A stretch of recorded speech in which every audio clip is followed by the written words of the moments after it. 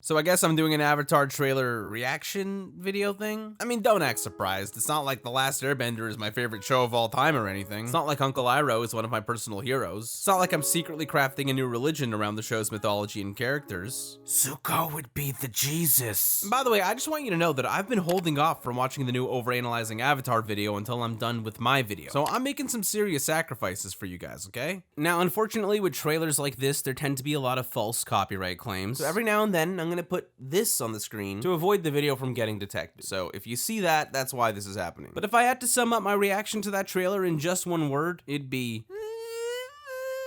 It's not bad. It's definitely not bad, and that's a pretty great start, to be honest. I want to do my best not to compare this new show to that god-awful Schmamalon film, but it's hard not to feel a sense of relief to see that the show is actually going to follow the cartoon pretty closely and not look like... I thought about Mom. Isn't that strange?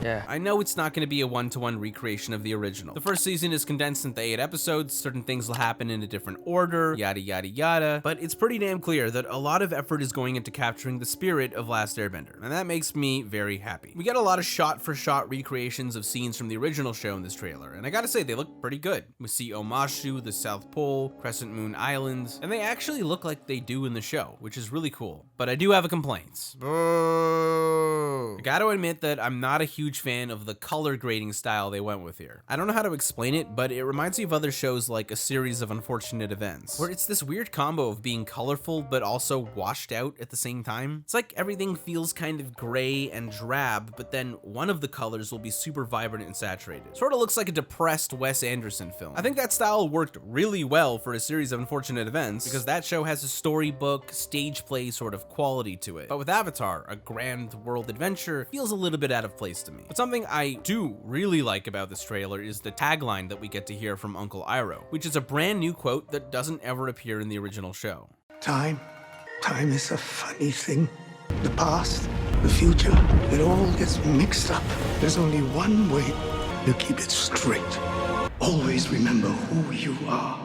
You know, on second thought, that actually might be Monk Gyatso, especially since we see the air temples under attack earlier in this trailer. I don't know, at the risk of looking stupid, I'm just gonna pretend that it's Uncle Iroh. Plus, there's such similar characters that what I'm about to say could apply to either one of them. And I gotta say, I like it. It feels like something Uncle Iroh actually would say, even though it's not technically something we've heard him say before. It has this classic fortune cookie metaphor style where it sounds simple, but it can also be interpreted on a much deeper level. And that's exactly the type of thing that makes Iroh so great in the original show. Now, does that give me confidence in how the rest of the show will be written?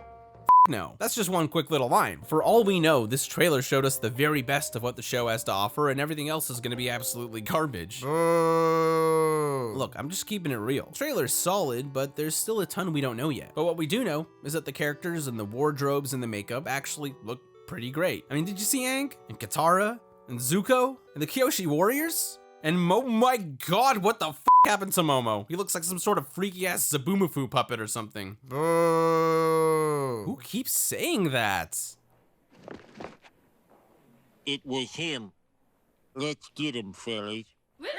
From what I could tell, it seems like people are having a pretty positive reaction to the trailer, and I definitely get why. It does look promising, but I don't want to be that guy. Nah, who am I kidding? I love being that guy. I'm still very apprehensive about the show in general. Netflix doesn't exactly have an amazing track record when it comes to live-action remakes of their animated shows. As we all know, back in 2020, Last Airbender creators Michael and Brian left the show due to creative differences and the unsupporting environment they experienced during development. Plus, the guy who replaced them was quoted saying, "My first thought was why? What is there I could do or say with the story that wasn't done or said in the original? But the more I thought about it, the more intrigued I became." Which is just like the most ominous thing to hear for a fan who's worried about someone f***ing up their favorite show. But then again, that same guy also said that authenticity is going to be their guiding principle with the show, which does make me personally feel a little bit better. And the episodes apparently cost like $15 million to make, so that's pretty exciting, I hope. But one thing they absolutely knocked out of the park is the music. Hearing that Jeremy Zuckerman remixed Avatar theme sent chills down my spine. I'm not even joking. Look, I'm obviously a pretty hardcore Last Airbender fan, so this isn't easy for me, but I am gonna try and keep an open mind about the remake. I think it's always fair to be critical of things, and that is where my instincts want to go when I watch this trailer, but being critical also means having an open mind. You can't judge something honestly without letting go of bias first. And even though I'll probably never be completely unbiased, I have to at least do my best to try. Because as the great Uncle Iroh once said, "You never know how things are going to work out, but if you keep an open mind and an open heart, I promise you,